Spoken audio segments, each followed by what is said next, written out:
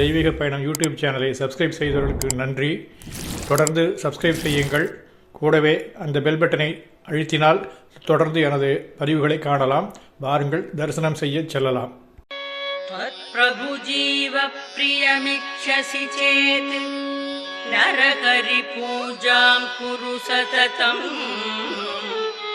प्रतिबिम्बालङ्कृति धृति कुशलो बिम्बालङ्कृति मातनुते. चेतो भृङ्गभ्रमसि वृथा भवमरुभूमौ विरसायाम्. भज भज लक्ष्मी नरसिंह अनघपद सरसिज मकरन्दम्.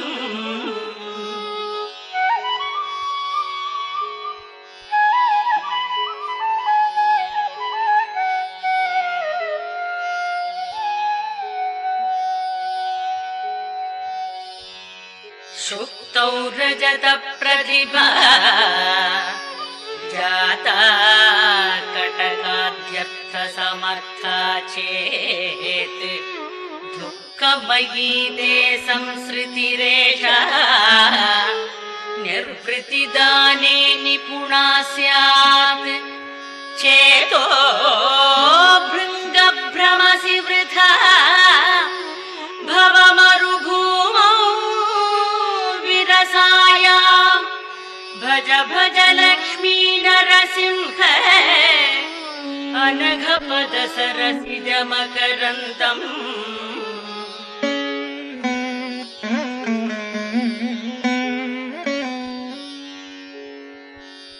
आकृति साम्याच्छाल्मलिकुसुमे स्थलनलिनत्वभ्रममकरोः. गन्धरसाविह किमु विद्येते विफलं भ्राम्यसि वृषविरसेऽस्मिन्. चेतो भृङ्गभ्रमसि वृथा भवमरुभूमौ विरसायाम्. भज भज लक्ष्मी नरसिंह अनघपद सरसिज मकरन्दम्.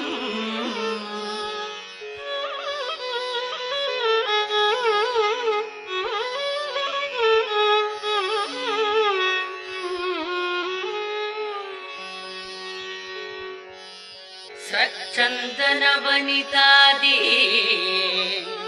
विषयान् सुखदान् मत्वा तत्र विहरसे.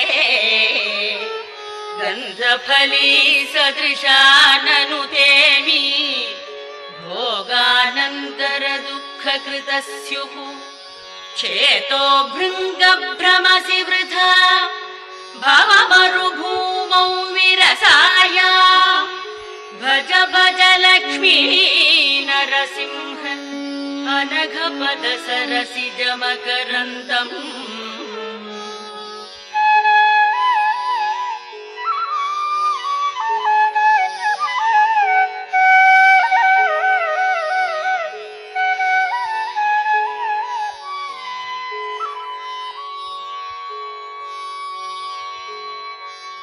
तव हितमेकं वचनं वक्ष्ये शृणु सुखकामो यदि सततं. स्वप्ने दृष्टं सकलं हि मृषा जाग्रति च स्मर तद्वदिति.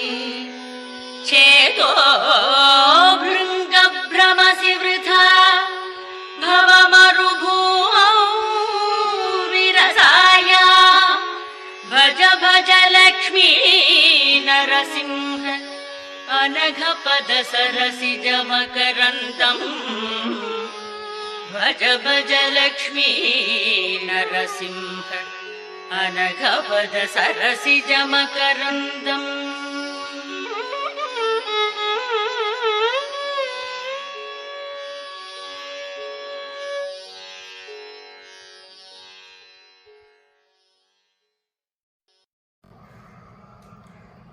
இத்திருக்கோயில் தரிசனம் செய்த உங்கள் ஆன்மீக நண்பர்கள் அனைவருக்கும் எனது நன்றி.